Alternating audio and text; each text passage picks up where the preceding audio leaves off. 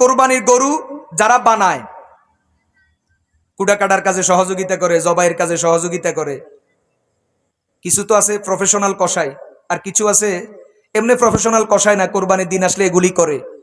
এদেরকে পারিশ্রমিক হিসাবে গরুর গোশত দেওয়া যাবে কিনা, এই ব্যাপারে পরিষ্কার মাসআলা। কোরবানির জন্তুর কাজে যারা সহযোগিতা করবে শরিকের বাহিরে, একটা তো ধরেন আমরা 7 শরিক বা 5 শরিক, 5 ঘর থেকে 5 জনে কাজ করলো, নিজের কাজ নিজে করলাম, এখানে তো পারিশ্রমিক নেই। কিন্তু অতিরিক্ত যদি অন্য কোনো লোকের সহযোগিতা নিতে হয়, তাহলে সেই ক্ষেত্রে ওই লোকের সাথে আগে কথা বলে নিতে হবে। আপনি যে আঙ্গ গরু বানাই দিবেন, গরুর কাজে সহযোগিতা করবেন, আপনাকে কত দিতে হবে পারিশ্রমিক? 500, 1000 যা বলে সেটা দিবেন। দেওয়ার পরে এরপরে আপনি যদি তাকে কি দেন, গোশত দেন, 1 কেজি 2 কেজি যা দেন, তাহলে কোনো অসুবিধা নাই। কোরবানিও ঠিক, গোশত দেওয়াও ঠিক, নেওয়াও ঠিক, সওয়াব হবে। কিন্তু আপনি তাকে পারিশ্রমিক মোটেও দেন নাই, এর বিনিময়ে গোশত দিয়া দিয়েছেন 2 কেজি, 2 কেজি গোশতের দাম 2000 টাকা। অথবা আপনি তাকে পারিশ্রমিক যা দেওয়া দরকার তা দেন নাই, কিছু কম দিয়েছেন, যেটা কম দিয়েছেন ওইটার বিনিময়ে গোশত দিয়ে ফুসাইয়া দিয়েছেন, তাহলে এটা নাজায়েজ, কোরবানি সহি হবে না। কথা বুঝতে পারছেন? আরেকটা কথা বলি, এই প্রসঙ্গে মনে আসছে, কোরবানির জন্তু নিজে জবাই করা সুন্নত, নিজের হাতে জবাই করা কি সুন্নত। এখন জবাই করতে হলে কি করা লাগে? ছুরি চালানোর মতো শক্তি লাগে, জবাই করতে হলে সাহস লাগে, কথা কয় না? গরু হুঁত করে উঠলে হাতে 1 লাফে 13 হাত, এই বেড়ারা দিয়া জবাই করার দরকার নেই, মানুষ জবাই করব। তাহলে গরু জবাই করতে কি লাগে বলেন? সাহস লাগে, শক্তি লাগে, জোর দিয়া ছুরি চাপতে হয়, চালাইতে হয়। এরপরে কমপক্ষে 3 রড কাটতে হয়, বুঝেন নাই কথা? এরপরে কি করতে হয়? বিসমিল্লাহ পড়ে জবাই করতে হয়। আর যিনি জবাই করবেন তিনি মুসলমান হতে হয়।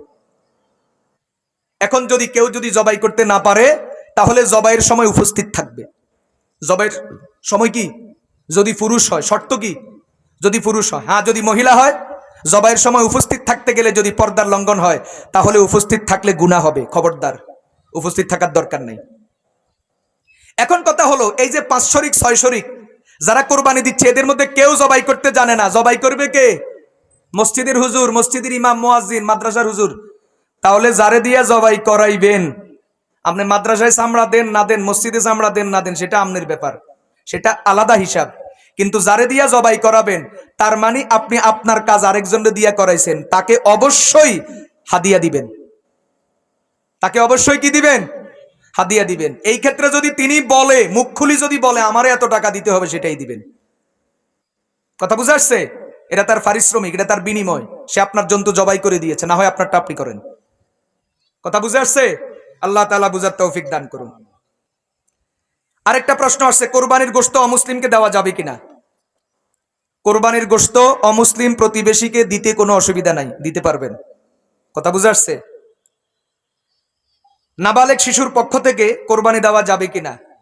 নাবালেগ শিশু যার মাল আছে, এরকম বহু সন্তান আছে, বাবা মারা গেছে, বাবার অনেক সম্পত্তি, তো বালেগ ভাইয়েরা, বালেগ ওয়ারিসরা যেরকম ভাগ পাইছে, সেও তো ভাগ পাইছে। নাবালেগ এরকম যদি সম্পদশালী কোনো নাবালেগ যদি থাকে, তার উপর কোরবানি ওয়াজিব নয়, তার পক্ষ থেকে সেও কোরবানি দিবে না, এবং তার অভিভাবক যারা, তারাও কি দিবে না? কোরবানি দিবে না। হ্যাঁ, যেই বছর সে বালেগ হয়ে যাবে, তখন থেকে নিয়মিত হিসাব করে সামনের দিকে সারা জীবন কি করবে? কোরবানি দিবে ইনশাআল্লাহ। কোরবানির গোশতের বন্টন পদ্ধতি, এই বিষয়ে একটা প্রশ্ন আসছে। কোরবানির গোশত দাঁড়ি পাল্লায় তুলে তুলে কি করতে হবে?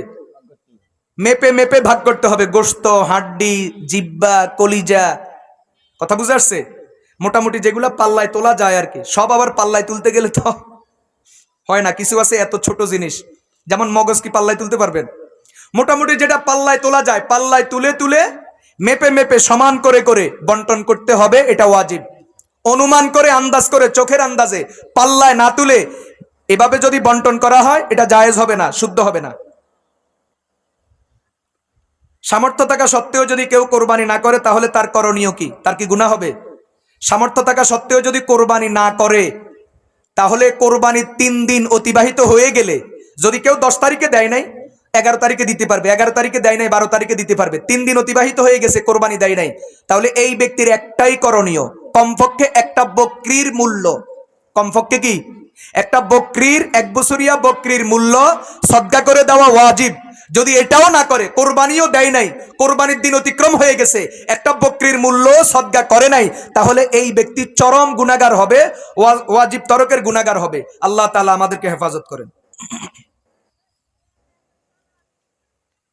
মোটামুটি এই কয়েকটা বিষয়ে প্রশ্ন আসছে। আচ্ছা,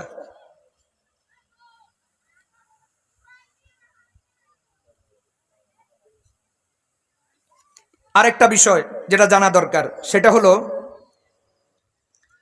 ইদানিং আরেকটা বিতর্ক শোনা